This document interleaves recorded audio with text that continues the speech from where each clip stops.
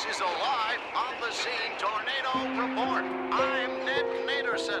Mom, I tore my vampire cape saving the school from flesh-eating trolls. Can you sew it for me?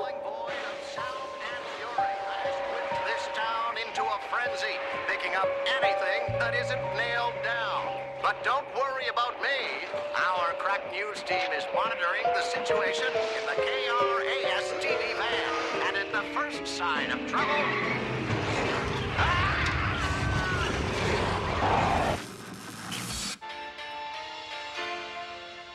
Hey, Dad, what's a twister? You see... What are they made of? Where do they come from? Where do they go? A twister is a big, whirly pool of wind with a big, empty hole at its center. Whoa. Some of them are huge. They can suck up refrigerators, cars, sometimes even houses. And because they're made of air, they can come and go in the blink of an eye. They're whirling voids. A whirling void. Honey, do you know where my other blue sock disappeared to? Probably the same place as my sunglasses that disappeared yesterday. Yeah, looks like we've got our own whirling void in town. Did you hear that, Fang? A whirling void is in our town. So that explains what happened to my missing monster magazine, your old fleet collar, and the top button from Dad's Hawaiian shirt. It all makes sense now. The whirling void took them.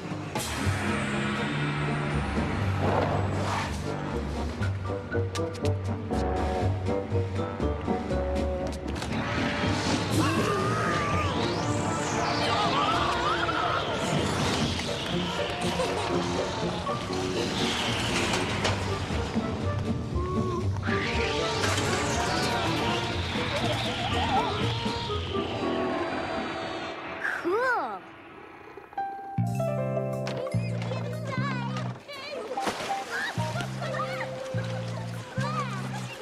Hi, Mr. Tuckerfield.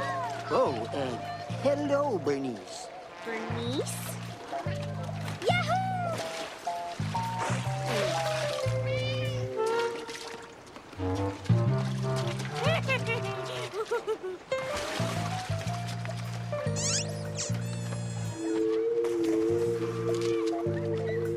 Good afternoon, ma'am. My vampire towel! It's disappeared! That clinches it. There is a whirling void in town.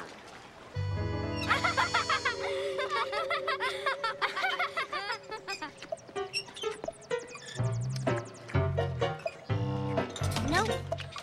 No. Not here. Hey, little Miss Fancy Cape. What are you looking for? Invisible ghost ants? No, she's not. Are you? No. Actually, I'm looking for a whirling void. See? There's no such thing as a whirling void. You just made that up. For your information, whirling voids are big whirly pools of air. They're invisible and get around by hiding under hats, in pockets, sometimes even in water bottles. They're extremely hard to catch. Then why are you trying to catch one? Because one stole my vampire towel. You see, the whirling void got into the pool area by stowing away somewhere, probably in somebody's bag. Then it sucked up my vampire towel and made good its escape by hiding inside a bag of cheese snacks.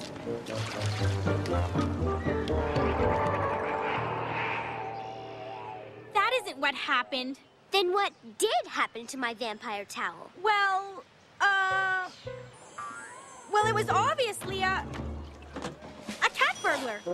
He made sure no one was looking, and then he scaled the fence, spotted your towel, snatched it, and left. And that's exactly what happened. A cat burglar? That's the most ridiculous thing I've ever heard. It was obviously the whirling void. Cat burglar. Whirling void! Cat burglar. Well, we're going to catch the whirling void and prove it. No, you're not, because George and I are going to catch the cat burglar first. We are? I found this at the scene of the crime. A restaurant menu from the sushi stop? The Whirling Void must have left it behind. You think whirling voids eat sushi? Are you kidding? That's practically all they eat.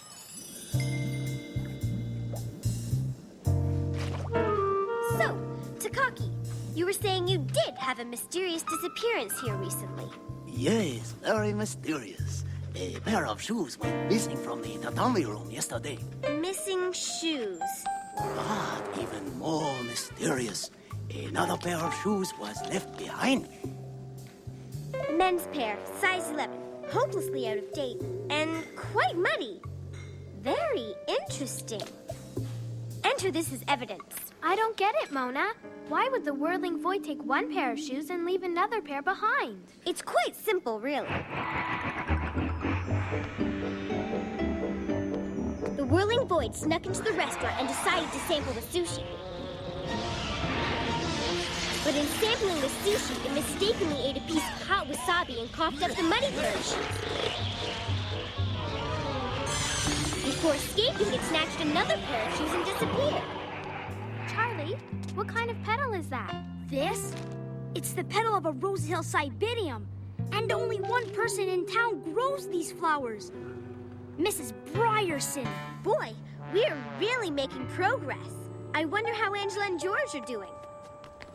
Help! Get me down! Next time I reenact the crime. So, Mrs. Brierson, you didn't see anyone or anything come through your flower bed? No, it must have happened while I was at the salsa fest. Who do you think's responsible? Not who, Mrs. Brierson. What? Your flower bed was a victim of the Whirling Void. Oh, dear. Should I contact an exterminator? Look, what do we have here? A beautiful silver-plated pen. Only one place in town sells beautiful silver-plated pens. Well, here we are. The beautiful silver-plated pen shop. Excuse me, sir. Do you recognize this pen? Indeed. It looks just like the pen I sold Mr. Tuckerfield yesterday. Mr. Tuckerfield? Without a doubt. He came in here complaining about his too tight shoes. We talked about the Japanese restaurant he'd just lunched at. Then he bought this pen and left. Too tight shoes? Japanese restaurant? Think back very carefully. Did anything strange happen yesterday while Mr. Tuckerfield was here? Come to think of it, yes. A customer made a complaint about losing his wallet.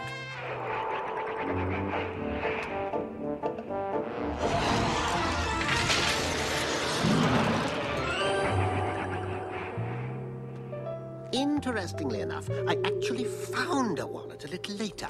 Guess whose? Mr. Tuckerfield.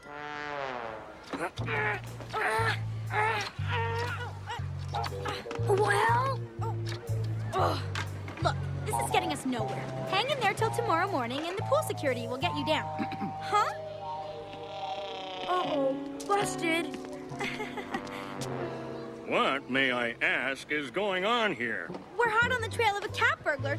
He snuck in here this morning and stole a vampire towel right off the premises. Vampire towel?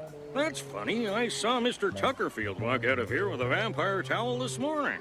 Mr. Tuckerfield? Mr. Tuckerfield? Oh! Mr. Tuckerfield was at every crime scene. And that can only mean one thing. The Whirling Void is traveling with him. Mr. Tuckerfield, he's the cat burglar. Huh? Mona? Angela! There he is. Look! Tuckerfield! It's time to make a citizen's arrest. Not so fast, burgle guy. What? What are you doing? Help! No. Police! Not here. Not here. Not here either. Aha!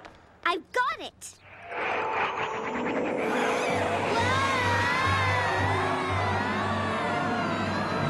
Quick, Mona! Think of something! Charlie looks like he's going to be sick! I have an idea. We can counteract the Whirling Void spinning motion by blowing against it counterclockwise. Start blowing. It's working. Keep blowing.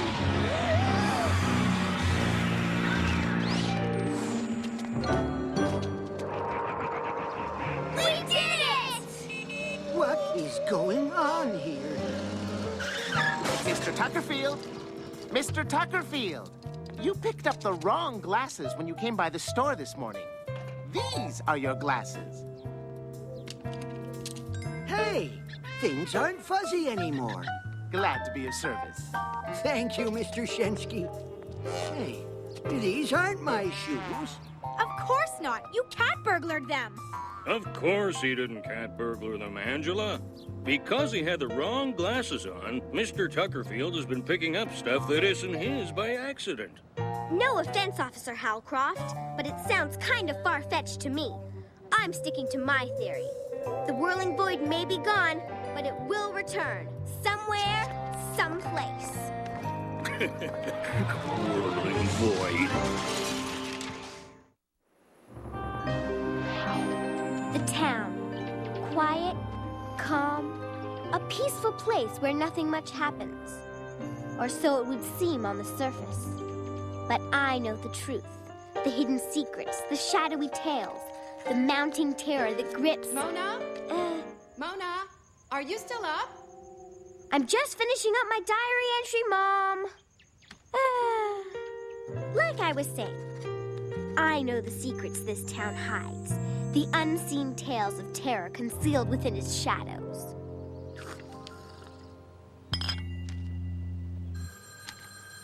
Coming!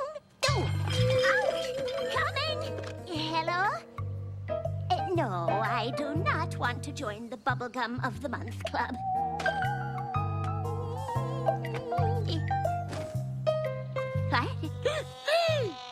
I've been robbed! Mrs. Bryerson's garden gnome was the first to disappear.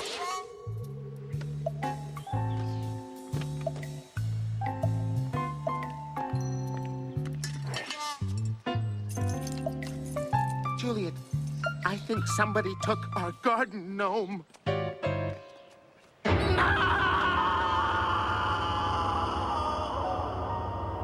The next day, at the town hall meeting,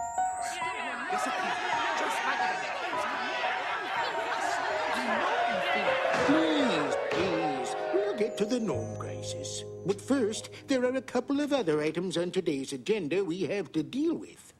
First order of business. The Historical Society has tabled a motion to rename Genghis Khan Memorial Park to Royal Park.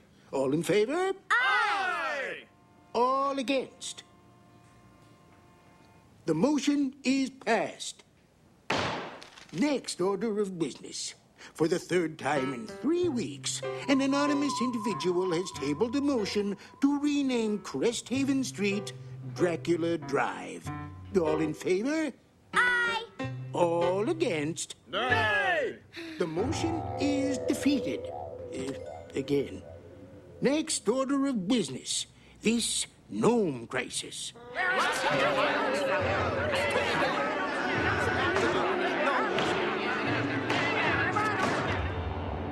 Considering the seriousness of the situation, not to mention my impending re-election campaign, I'm setting up a task force to deal with the gnome nappings. Officer Hallcroft will get right on it. I'm on garden gnome duty? You have got to be kidding! While the local authorities launched their investigation, I decided to launch my own. So you think there's more here than meets the eye? Absolutely. It's time I launched a full investigation as Mona the Vampire Detective.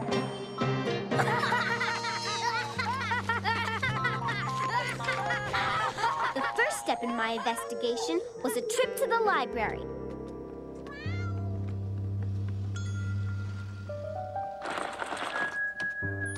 Aha! That's the book I'm looking for.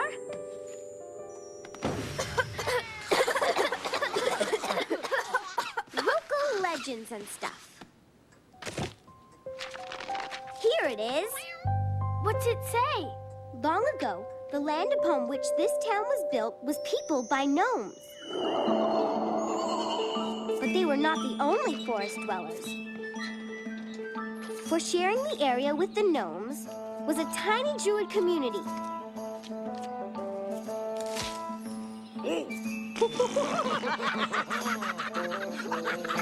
As it turns turned out, neither group thought much of the other, and both laid claim to the forest.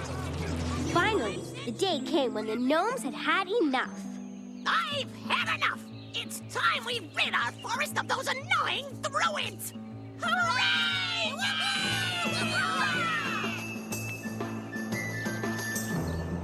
But the druids were waiting for them.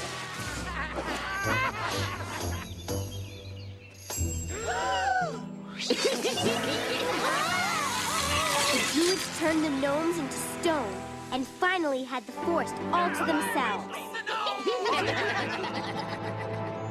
Until 2 years later, when they decided to move to a warmer climate, namely Florida. Wow. Let's go.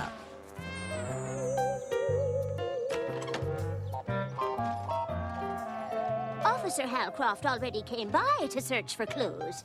Maybe he did, but even he doesn't have the keen eye of a vampire detective. Pardon me? Aha! Gnome footprints. Actually, my niece and nephews came by yesterday, and they were running around. Aha! An Alaskan travel brochure. Possibly left behind by a forgetful gnome. Actually, I... Hold on, I'm coming! Oh, dear me. Coming!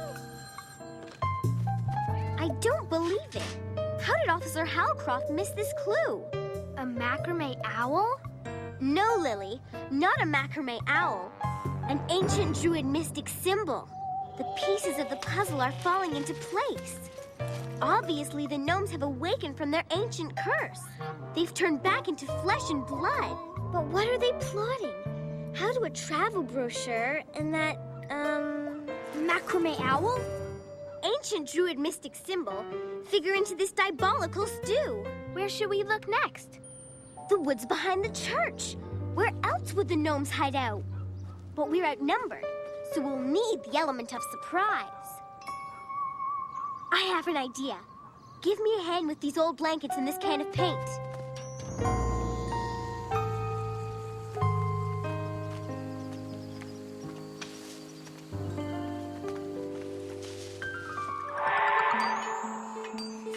He found the gnomes. But what are they up to?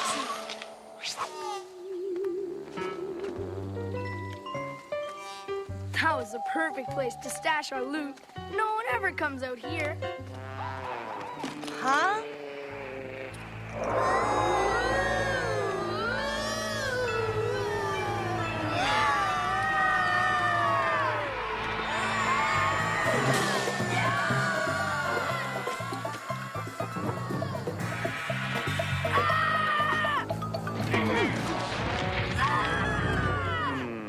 I'd swear those kids were up to something. I didn't know what George and his friends were doing there, but they weren't our main target.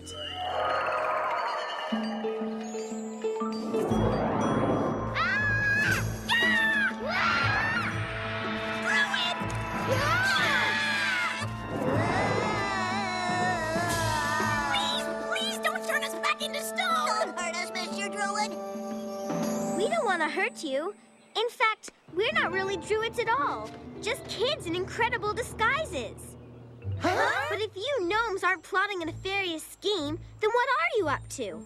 After 5 centuries, the curse that turned us into stone finally wore off last night. We thought we could move back into our old neighborhood, but everything is different now. So we're moving. Then what about this travel brochure? That's where we're moving to, Alaska. Since the druids headed south, we want to be as far away from them as possible. Then what about all these garden gnomes? We're covering our tracks, creating real stone duplicates of ourselves. That way, our owners will be none the wiser and will be finally free to go. Then what about this ancient druid mystic symbol? That's just a macrame owl. Oh. If you don't mind, we really have to hurry up and finish these phony gnomes. We don't want to miss our flight. It sounds like you guys need help. Have a good flight. Don't forget to write. And don't worry, we'll put these replicas in their rightful place.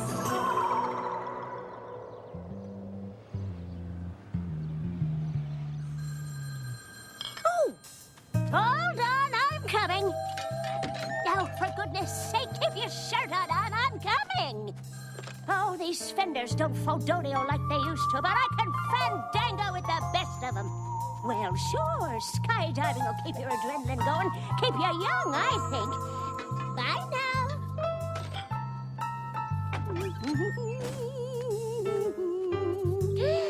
Oh, my.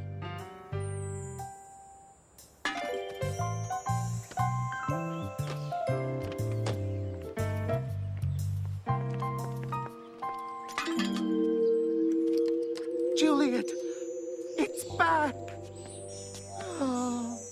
And so, the mystery of the missing gnomes was solved. For most. First order of business. For the fourth time in 4 weeks, an anonymous individual has tabled a motion to rename Cresthaven Street Dracula Drive. All in favor? Aye. All against? Nay! The motion is defeated. Again. And now, a quick update on the gnome crisis. Some local kids admitted to taking the garden gnomes as a prank. Evidently spooked by something, they returned every one of them before turning themselves in. Wow. Do you really think we scared George and his friends so badly that they actually admitted to a prank they didn't pull? Well, there can't be any other explanation. Greetings from Nome, Alaska.